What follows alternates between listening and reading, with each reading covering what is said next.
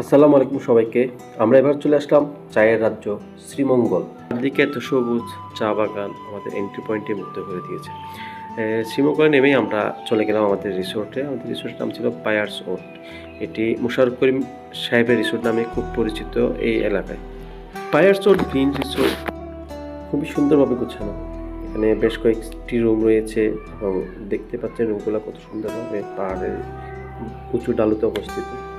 আমরা নিয়েছিলাম কুড়েঘর, আর এখানে যেটা নিচে দেখতে পাচ্ছেন সেটা হচ্ছে লবি। ওনাদের নামগুলো বেশ নান্দনিক।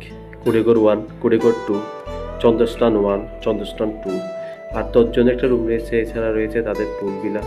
তাদের পরিবেশ থেকে মনে হয় তাদের আরও বেশ কয়েকটি রুম করার প্ল্যান রয়েছে। রিসোর্টের প্রাইস রেঞ্জ অনুযায়ী একটা কমন সুইমিং পুল থাকা প্রয়োজন ছিল। সে একটা পুকুরের মতো আছে, হয়তো পরবর্তীতে তারাই সেটাকে সুইমিং পুল হিসেবে তৈরি করতে পারে মনে হলো। এখন আমরা আমাদের রুমে আসলাম। এটাই হচ্ছে আমাদের রুম ট্যুর। এই দেখতে পাচ্ছেন রুমে ঢোকার সাথে সাথে একটা সুন্দর একটা ভাইব পেলাম আসলে। সব দিকে জানালা খোলামেলা, 360 ডিগ্রি টাইপের রুম। এই রুমে এসি, ফ্রিজ, টিভি এবং গিজার সবই আমরা ঠিকঠাকই পেয়েছি। এই রুমের সবচেয়ে ইন্টারেস্টিং পার্ট ছিল এই রুমের 2টা দরজা এবং জানালা। এত সুন্দর লাগতেছিল এই রুমের দরজার ভিউগুলা। যখন আমরা রুমের দরজা সরালাম, খুব সুন্দর একটা বসার জন্য প্লেস পেয়ে গেলাম।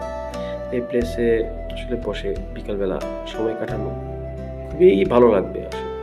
আমাদের রুমের সামনে এরকম 2টা স্পট ছিল, যে স্পটগুলোতে বসে আড্ডা দেওয়া যায়, চা পান করা যায়। ওনাদের কমপ্লিমেন্টারি চাও আমরা পান করছি এই প্লেসে। ট্যুরে যাওয়ার আগেই শুনছিলাম শ্রীমঙ্গলের বৃষ্টি নাকি খুবই সুন্দর। আমরাও শ্রীমঙ্গল যাওয়ার পরে ঝড়, বৃষ্টি, রোদ 3 রকম ওয়েদার পেয়েছিলাম। খুবই মনোমুগ্ধকর। বিকালবেলা হাতে 1 কাপ চা নিয়ে যখন বেটার হাফের সাথে আড্ডা দিচ্ছিলাম, আশেপাশের পরিবেশ অবজার্ভ করছিলাম, এত ভালো লাগছিল এটা ভাষায় প্রকাশ করার মতো না। এটা পরদিন সকালবেলা আমরা যখন আমাদের ব্রেকফাস্ট করছিলাম তাদের রেস্টুরেন্টে, কারণ আমাদের তাড়াতাড়ি ব্রেকফাস্ট করে বেরিয়ে যেতে হবে, আমাদের অনেকগুলো সাইট সিইং আছে। আমরা যদি এই ভিডিওতে আমাদের এই জিনিসগুলো নিয়ে আসি নাই, পরবর্তী সময় আমরা একটি ব্লগ শেয়ার করবো।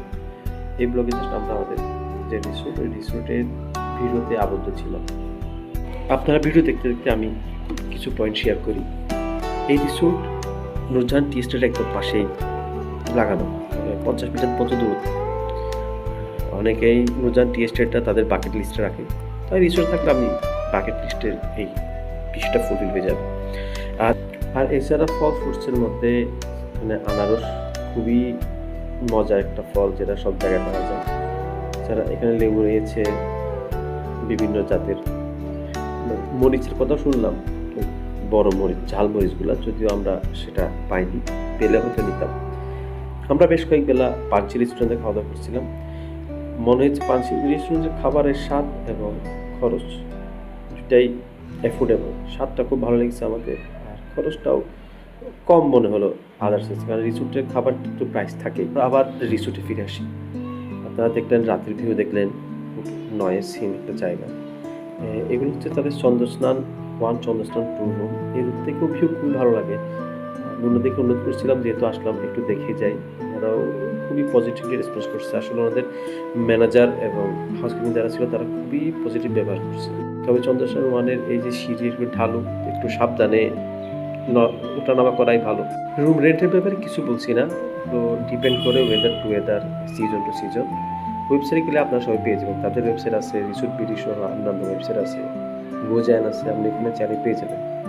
রুম জায়ন রেন্টের ক্ষেত্রে আমরা 30% ডিসকাউন্ট পেয়েছিলাম। এটা সবার মধ্যে, এটা কোনো পেড প্রমোশন না। ঘুরতে গিয়ে যদি কোনো কিছু ভালো লাগে আমরা শেয়ার করি, খারাপ লাগলেও শেয়ার করি। 2 দিন ছিলাম, 2 দিন আমরা খুব উপভোগ করছি এই রিসোর্টের ভিউ। এবার রিভিউ শেষ করার পালা। আমাদের কিছু আমরা ছবি অ্যাড করছি ভ্রমণের, রিসোর্টের কিছু ছবি আপনারা চাইলে দেখতে পারেন।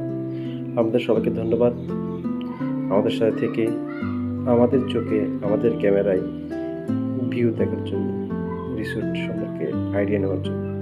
রিসোর্টের সব তথ্য ওয়েবসাইটে পেয়ে যাবেন, তারপরও কমেন্ট বক্সে আমি লিঙ্ক দিয়ে দিব। সবাইকে ধন্যবাদ, ভালো থাকবেন, আসসালামু আলাইকুম।